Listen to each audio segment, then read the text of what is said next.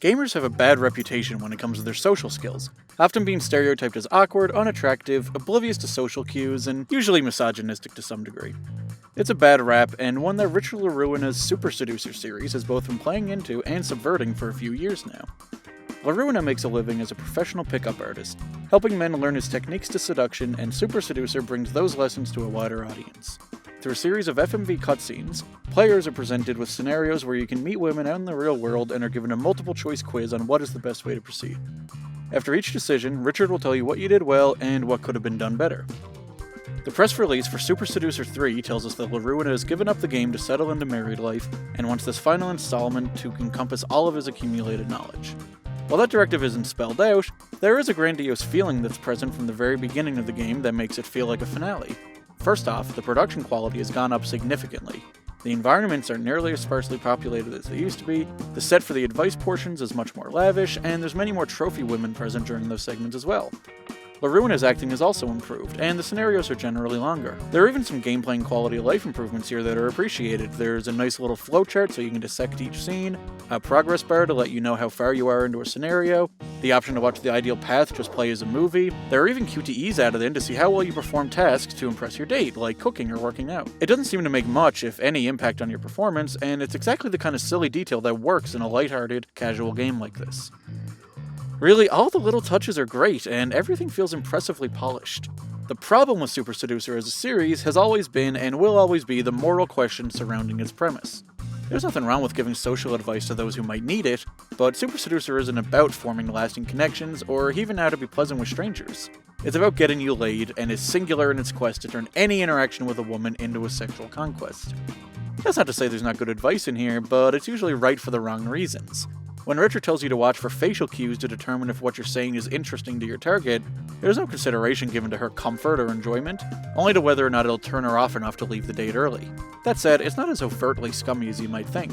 You're often advised to not be directly sexual with the woman, at least not until the very end of the date. There's a lot of lip service paid to the idea of making the women comfortable, but again, it never seems to be for their benefit, and the real priorities aren't hidden very well.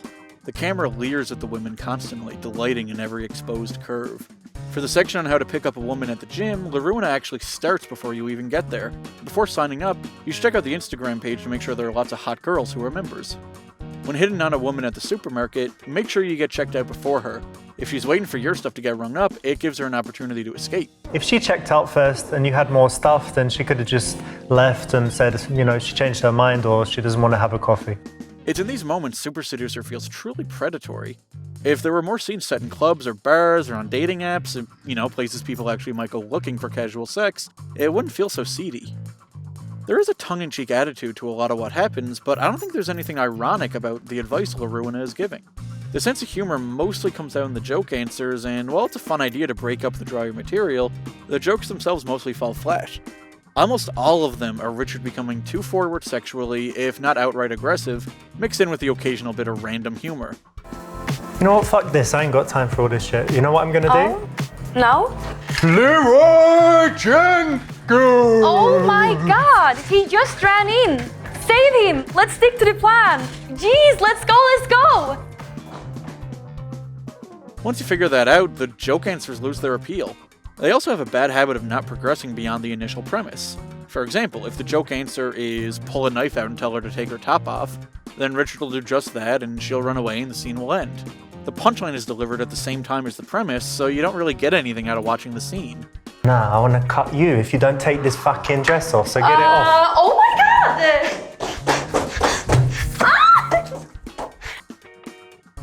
That being said, there are some incidental bits of humor that land, such as an early sequence where Richard spots a buxom woman in the grocery store and his face contorts in ecstasy. LaRuina's screen presence overall isn't bad, and if you aren't turned off by his ideals, it's easy to see why he found success as both a speaker and a pickup artist. The word objectification gets thrown around a lot, to the point where that some people are dismissive of its use immediately. But to me, this feels like inarguable objectification. Even setting aside the way their bodies are ogled and prioritized over all else, the women here never feel like real people. You ask them personal questions, but their answers don't matter. You don't ask follow-up or remember any details or relate it to your own experiences to form a connection. Richard doesn't even always listen to the answers. No, I come from Sweden. Ah, close by. Yeah, I live very far north. I wonder if she's fucked I have, PewDiePie. lots of snow and a lot of nature. In the world of Super Seducer, women are a monolith. There's a formula to trick them all into bed, and Richard LaRuina is here to tell you what values to plug in.